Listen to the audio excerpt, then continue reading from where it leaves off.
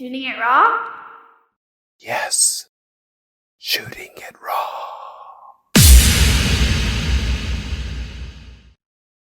Children hostages in tunnels. So it's basically an hourglass. It's an illustration. It's not a photo. It's more like an AI produced sort of graphic with an hourglass in the middle of the image. The light is coming from behind the hourglass. And there's like, let's say, 16 kids, boys and girls, roughly the age of 2 or 3, sitting in this like dirt inside what is kind of concrete. Well, look, I mean, it's an illustration, a concrete room, and each kid has Israeli flag wrapped around their shoulders. Okay, so yeah. I actually regret it now because I had a little. I think I told you. I think I said this at the beginning of our talk. There was a photo that I wanted to send to you of an Israeli child and an Arab child planting the seeds of love. But I will end with on an optimistic note. I promise. Okay, but hold on. So I want to say that I'm a huge believer in, and I think I sort of suggested that in our messages where I said, like, don't overthink it. Right. Go with your gut. Right. Go with your intuition. Go with your feeling. And this is a hard-hitting illustration of these children wrapped in a basically in a dirt. And so this is something that I think out of fear. Yeah, there's a fear of people to kind of open that awful Pandora's box or whatever it is, to uncork that little thing, to kind of connect with that idea of these intimidating men, because it's all men, showing up with guns, whatever, abducting children from the age of less than 1 to toddlers or whatever. And it's like, how the fuck do you put that? How do you wrap your head around that insanity? Mm-hmm. I always say to my friends abroad, close your eyes, pretend you're on a Christmas Eve, you're celebrating, or you just put the kids to bed, and then this huge commando comes in, dressed up with, with his whatever. Yeah. Barges down your door. And pulls, your kid out of bed. What would you do? Or takes your little child away. Can you imagine how these people felt after they sat for hours as well? And, and not only that, why do the hostages were taken from the kibbutzim? It all connects. When I think of these people coming in and going into their homes, your safe haven. Yeah. And putting your child out, or not to mention what they even did beforehand. I mean, I don't know if you want me to be gruesome and go into details of things that we know for sure happened, that we have seen, that we know, a story after story after story. I ask myself, I don't know why I'm not hearing about it from a people abroad. Why aren't our hostages, these little babies being held under the age of 1? Where is the Red Cross? Okay, I understand they don't want to go in because they don't want to be shot. But where is the world? Where is the world? Yeah. Why aren't they screaming and saying 250-something hostages and women at 80-something, kids, children under the age of 1, and babies who are innocent? What did they ever do to deserve this? Doesn't matter if they, whatever nationality they are. What baby in this? And let me tell you, these babies, what they and there was a woman, a hostage that gave birth. Gave birth, yeah. She gave birth in captivity. How the in these tunnels, which you can barely breathe. They're damp. They're disgusting. Some of these kids have had their arms blown off or fingers cut off. Or cut off. Cut off, yeah. And they're in there. And they haven't seen one international figure come and see if they're healthy, not healthy.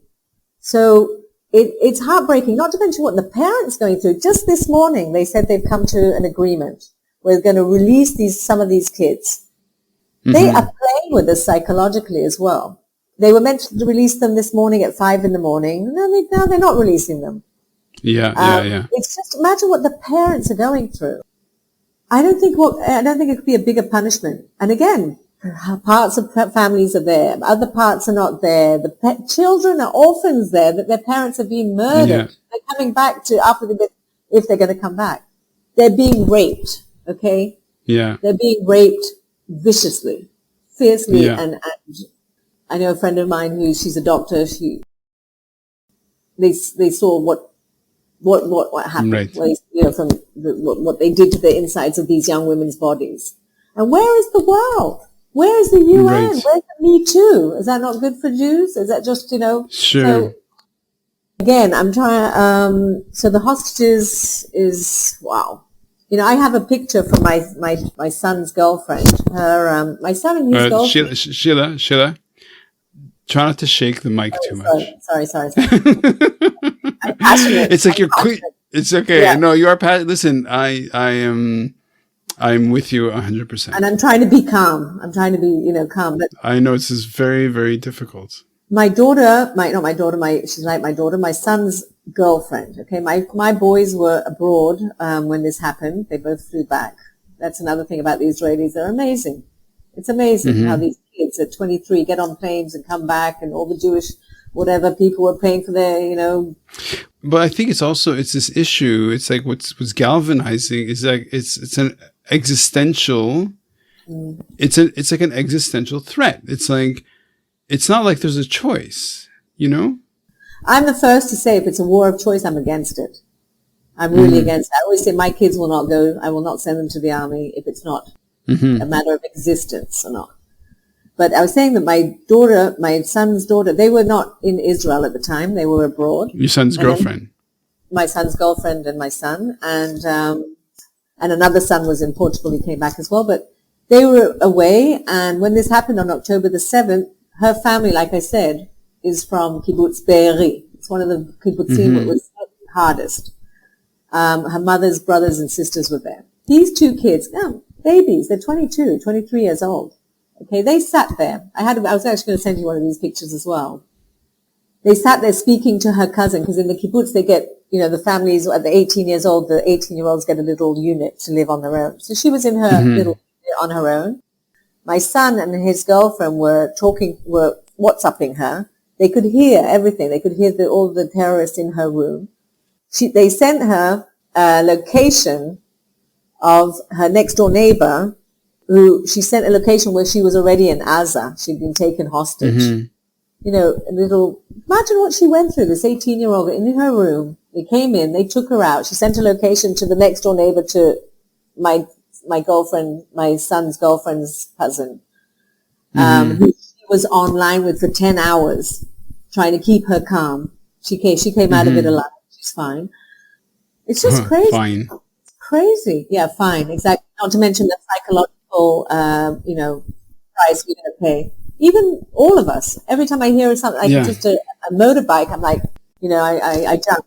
Well, people talk about post-traumatic stress, and I mean, this was the goal that, these jihadists really wanted to inflict. It was just a trauma, and it's like, it's a cynical, ugly view. And actually, like, how does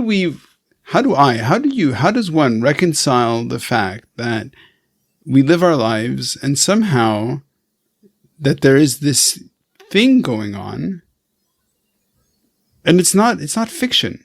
It's not like the past. It is right now, actual real people like you, Sheila, are a person, and I'm talking to you, and you've got kids who are being traumatized. Like, this is all a trauma that you're going through. Yeah. I'm not saying anything. This is how my interviews go, where I don't ask a question. I just talk and I say, you take it from there. Yeah, we've all been traumatized, but there is another side to it, which is amazing, which really is amazing, and it's optimistic. And I think, hopefully, faith is contagious, and, it will stick to other people beyond the border as well. This is the first time in Israel's history, I think, or in the world. I don't know if it's ever happened in the world, where the country is actually ruling the country. The people are ruling the country, not the government. The government's a disaster. I'm very much against our government. And there's a lot of, that's an optimistic thing, how it's brought us together, what the people can do, the power of people. Right. So, I went down the other day to the Gaza border to help the farmers that have also been affected by this. Mm-hmm. They have a lot of Thai workers who are also kidnapped and abused and murdered. It doesn't matter what color you are. It wasn't against the Jews. They killed anything that moved. No. They killed Muslims. Yep. So, but the bright side of it, the nice, like I say, the volunteering, what's going on in Israel is absolutely unbelievable. Even I'll use my son's girlfriend as an example. I mean, her family, the 4 families that come from the kibbutz, they moved to her mother's house in the center. They all lived at her mother's house in the center. And you should see, what's going on, the volunteering, the bringing food, cooking. Everybody's cooking for everybody. Everybody's sewing. Everybody's doing whatever they can. It's unbelievable. I went to work in the farm, picking on tomatoes. Beautiful side of the human side. So with the Palestinians, like I say, I heard a nice, beautiful story, about some, doctors, for borders for doctors, whatever they're called. Yeah. An American doctor described her experience in Gaza. So she mentioned, I heard some amazing stories about Palestinian human beings who are not leaving there and made sure that these doctors were fed because there was no food and brought them water. Whatever. Yep. We've got the good side of that's what we need to breed. Hatred breeds hatred, love breeds love. But it's tough. We've got to get rid of all these fanatic Islam. They're the ones around the world. Look at all these terrorist bombings. It's everywhere. It's always the Muslims. And again, I'm not saying it's all Muslims. And it's spreading like crazy because the Western world are trying to be, over-liberal, over-empathetic. That, if someone comes to kill you, you defend yourself. It's written in the Bible.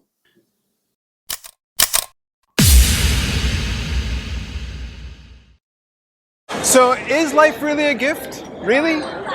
Can you make every second count? That's the whole point of the podcast. So if you like what you've seen and you're inspired, because that really is my mission, then please give it a like, subscribe, and share. Shooting it raw? Yes, shooting it raw.